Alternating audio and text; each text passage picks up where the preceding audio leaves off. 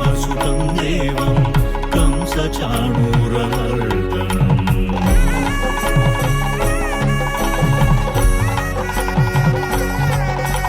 देवकी परमानन्दं कृष्णं वन्दे जगद्गुरुम्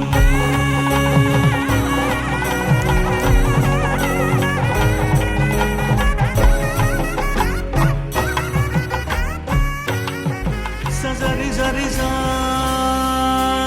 जरि जदा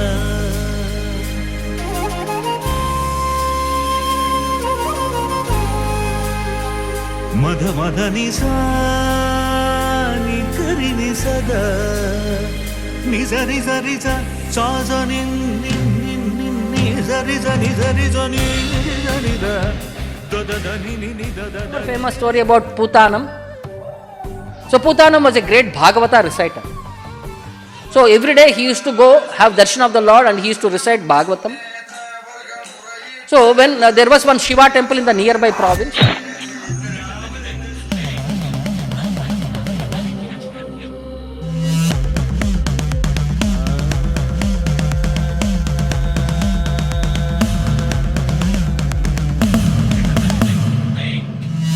The temple is open only for few days in a year. So Putanam took his shelter in the temple and he started reciting Bhagavatam. So every day various people used to come and they used to hear Bhagavatam.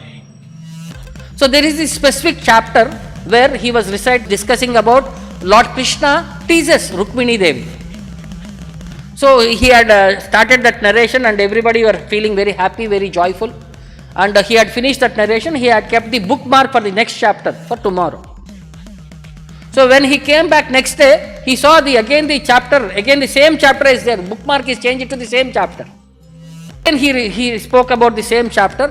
So every day for how many days he was there, every day that bookmark is on the same chapter only. So he was wondering what happened. So that day was the last day. He gave the recitation and the temple was closed. He started going back. After some time he realized his Bhagavatam book was left inside the temple itself. So he came back to open the temple and take that Bhagavatam.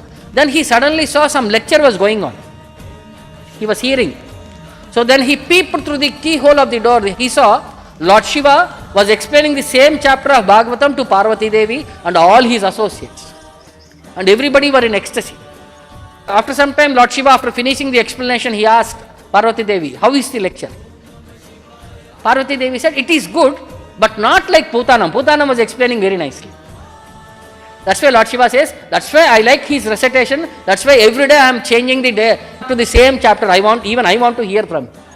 So in that way, Lord Shiva was also very happy. So this Putanam, every day whenever he used to come to the temple, he has to travel 100 kilometer distance to have darshan of Lord Guruvayur. So one day when he was traveling, the group of bandits had attacked him and they wanted to kill him and take away all his jewelry. So at that time, with no other resort, he prayed to Lord, oh my dear Lord, only you can do whatever you want with me. I am at your shelter. I am completely surrendered personally.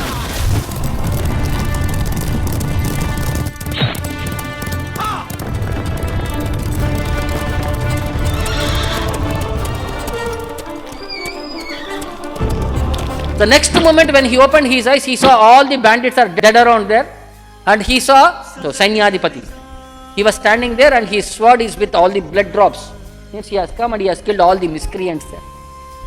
So feeling very happy, he removed his finger ring and he offered to the minister as a token of gratitude for saving his life. And he proceeded to the temple to have darshan.